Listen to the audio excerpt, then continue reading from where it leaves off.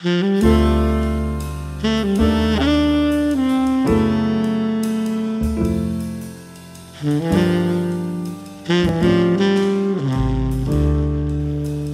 father did pretty well after the war, 46, 47, and 48.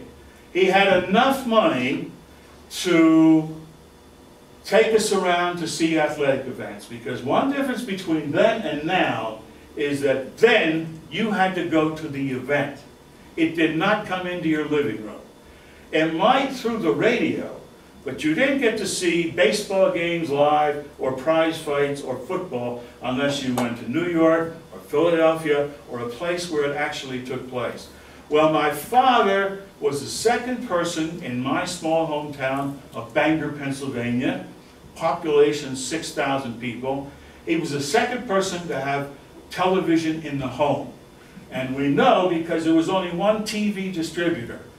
And he said, this is the second set I've sold to a private home.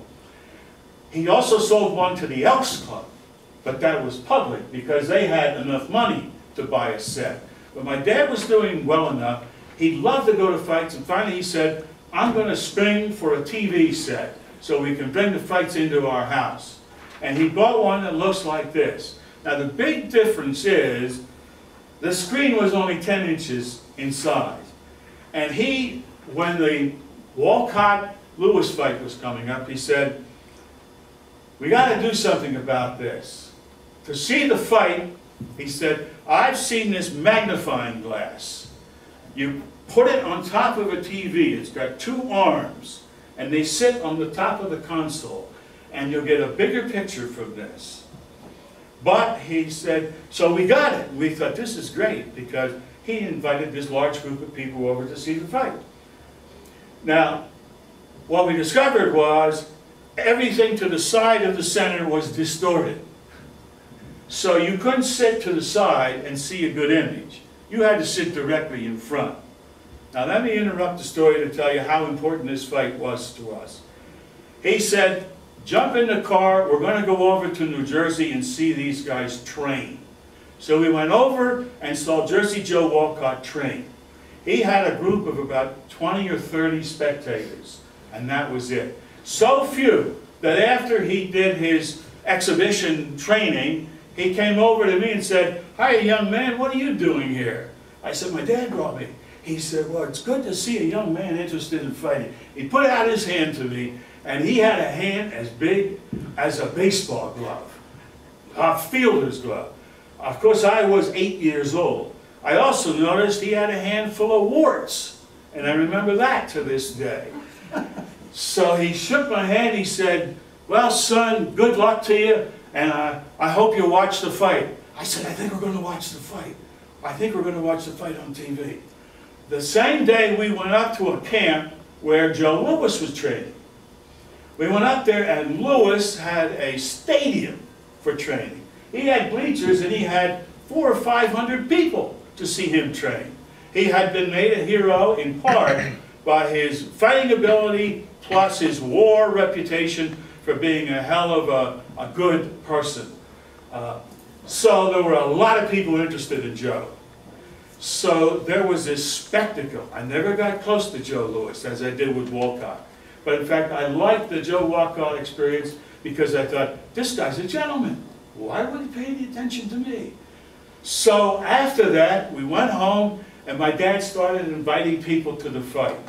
That night, 40-some people showed up for a fight in a 12-by-12 living room.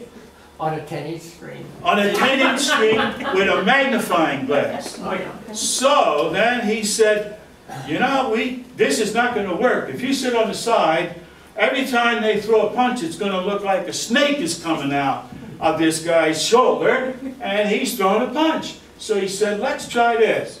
Smallest people down front, and then a little bit bigger, a little bit bigger. So my sister and I sat down front.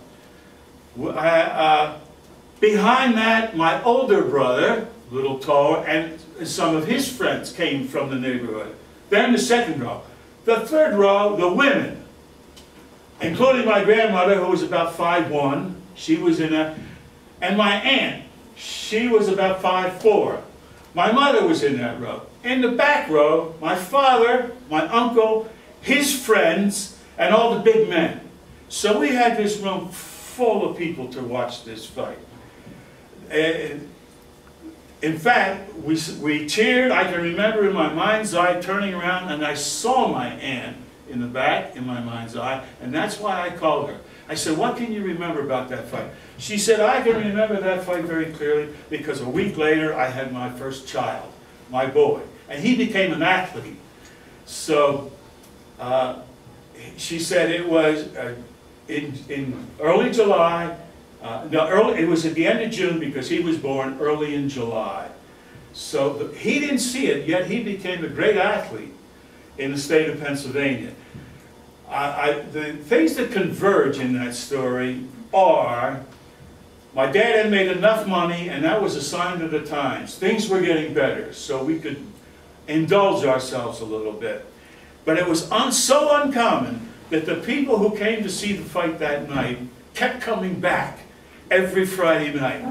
So his friends kept coming back on Friday night to watch the fight, and they all knew you can't watch it from the side, you have to watch it from the front.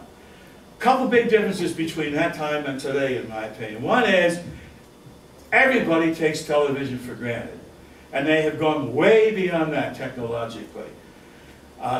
We didn't take it for granted. We thought, this is something really special. And we saw it at the dawn of the TV age. The other important thing is that cars, the Ford Motor Company was a giant, as you may remember. But today it is just one among many, and it's competing just to stay alive. But at that time, it was the best of times in many ways. Family was growing, America was growing, technology was growing, and we became #1 in a matter of years after that war in all those areas. So that story kind of brings together this crush of time and event, which resulted in a lifelong memory that I shouldn't forget, won't forget. And the reason young people can learn something from it is, you learn something about history, but you should also learn something from history. What I learned was how precious family was, neighbors, relatives, and our connection with that. That's what I learned from that occasion.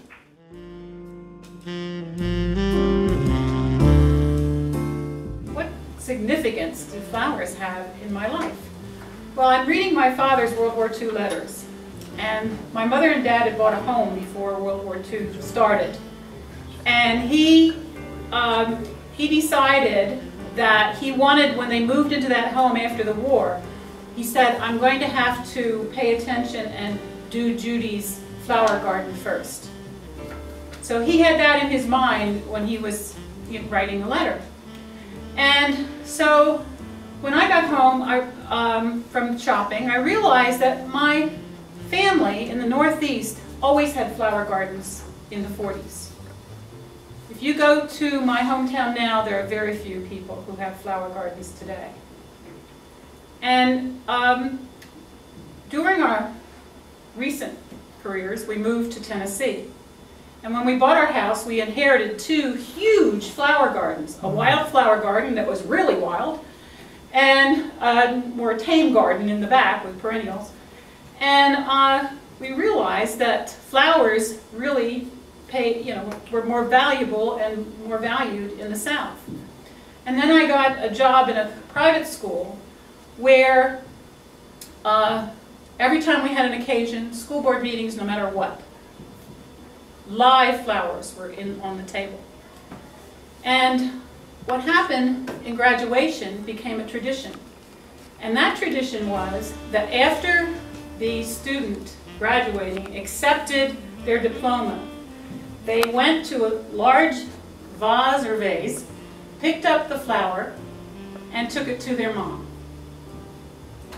in the audience. And that was the most moving thing I think I've ever seen in a graduation. So when I bought these flowers, I thought how nice it would be if I would put a vase, that's a real vase, with flowers on the table, and then share them with you today.